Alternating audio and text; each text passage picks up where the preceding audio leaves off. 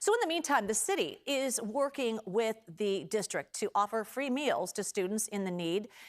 The district says it passed out 1,600 lunches just today, and more than 1,000 students took advantage of city and community childcare programs. Mayor Daniel Lurie said this evening they're expanding programming at 55 sites around the city.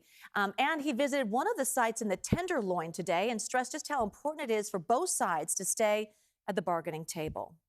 However long it takes to reach a deal, the roughly 48,000 students in SFUSD need somewhere to go during the day. So our Kelsi Thorud joins us live from the Mission District with how families are finding some creative solutions. Hi, Kelsi. Hey, Juliet. Well, so many parents this weekend spent the weekend trying to figure out where their kids were going to go today if they had to go to work. Well, one local man, he runs a music class out of this unassuming warehouse right here behind me, and he stepped up, opening his classroom to only SFUSD students who needed a place to go during this strike. Primarily for sound dampening, but also for aesthetics. But these are all, we've been making t-shirts since we started, so these are all old school Rock Band Land t-shirts hung up. Brian Gorman founded Rock Band Land 16 years ago to give local kids a fun space to live out their biggest rock star dreams. This is what we call Tower Bing Bong. This is our keyboard room, but also we have full band capabilities. From learning the drums or the guitar to singing to even shooting their own TV show. All the stories and songs at Rock Band Land are original. We don't do any covers. So everything we do, we create here in-house with the kids. The possibilities are endless at Rock Band Land, and they cater to all kids ages 6 to 18. So when Brian learned SFUSD teachers would be going on strike Monday, he knew he had to step up and help parents any way he could. Knew the need was going to be there, and then opened up the camps. So we have today, Monday, a camp tomorrow, Tuesday, and a camp on Wednesday. Brian posted on Rock Band Land's website that they would be hosting daily camps specifically for SFUSD students. The response was overwhelming. All weekend, I was just getting, panicked emails from, hundreds of parents, just trying to figure out what they're doing. Mackenzie Bray was one of those parents. No, just another thing to have to worry about. Not knowing exactly what we were gonna do. We were fortunate enough to go to day camps at Rock Band Land, and so we got an email from them, and immediately we signed up. 20 students attended the camp Monday.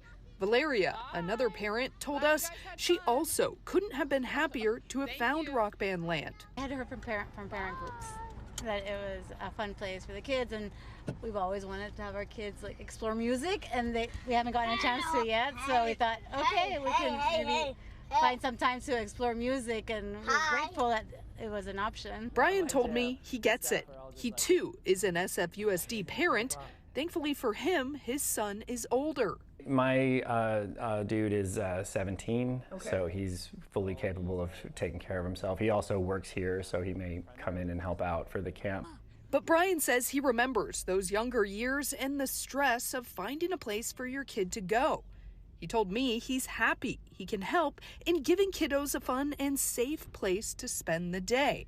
And he plans to keep on doing it as long as the strike continues. Our commitment is to be offering the camps for as long as the strike goes, and that's how many students we can accommodate will just depend on our staffing on those days and the other classes.